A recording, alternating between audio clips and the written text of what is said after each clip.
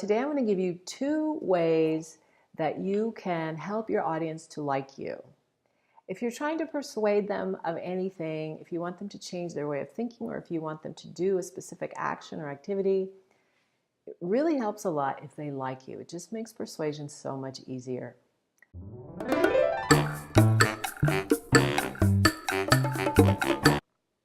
Hi, my name is Nancy Hardcastle. I'm a speech coach, and my mission is to help public speakers stand up, be great, and create radical change in the world.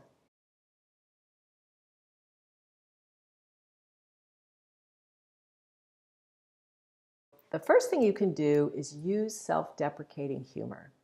This is where you just laugh at yourself in public. So I'm going to give you an example. When I was 11 years old, I was talking to my parents about how Mikhail Baryshnikov, the famous ballet dancer, had left Russia. He didn't live there anymore. And I said, "Didn't he defecate from Russia?" Well, of course, my parents were beside themselves laughing, and I kept saying, "What's so funny? What's so funny?" Because I didn't understand that I used the wrong word. So my dad explained to me the difference between, obviously, the word defect and defecate. I was really embarrassed because I kind of prided myself, a very nerdy kid, still a nerdy adult. I have such a big vocabulary and I understand so much, and then I just made such a horrible vocabulary mistake. So that was embarrassing. So needless to say, when I say use self-deprecating humor, I'm quite careful. I don't want to make the same mistake again. So I'll give you another example that happened much more recently. I started taking belly dancing classes.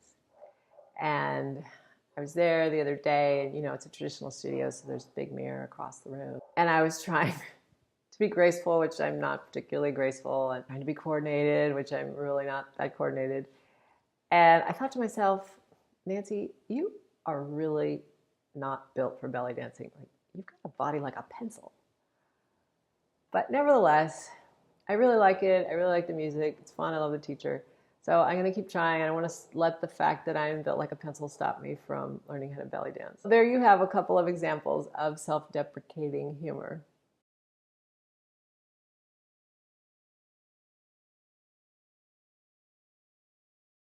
The other thing you can do to help your audience like you is to be transparent.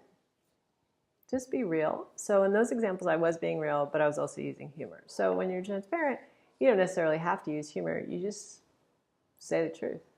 You don't need to overshare.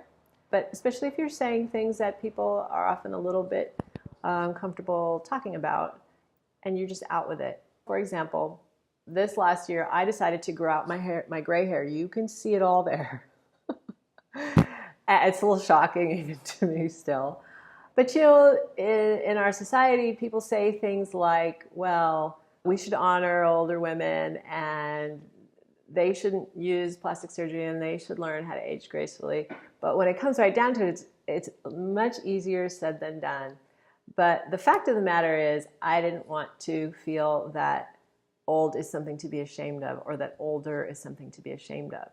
I just decided, this is me, this is what I want to do. And talking to you about it, and being transparent. So I'll give you one more example. Imagine that I was doing a speech about mental health, and I shared that for a long time I was really depressed. It was really hard. I tried lots of things to stop being depressed, and I couldn't.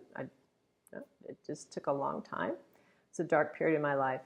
And so I have a lot of compassion for people who are struggling with that. So for me, sharing this in a transparent way, it does a few things. It lets people know that I'm not trying to make everything look perfect, and I'm willing to talk about things that a lot of people don't really want to talk about.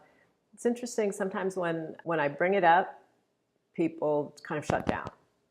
And other people say, "Oh, how'd you deal with that? How'd you get over it?" I think the more you can talk about those kind of things, mental health issues is a great one because it's been stigmatized for a long time. The more you can normalize it and let people know that it's okay to talk about it, it's kind of creating this connection with your audience, of letting them know that you're open to having that conversation. So it looks like I'm out of time. Thank you so much for joining me today. If you found this helpful, please share it. Please follow me on YouTube, Facebook, wherever you're watching this. go to my website at standupbegreat.com and you can connect with me there or book a service. Thanks so much.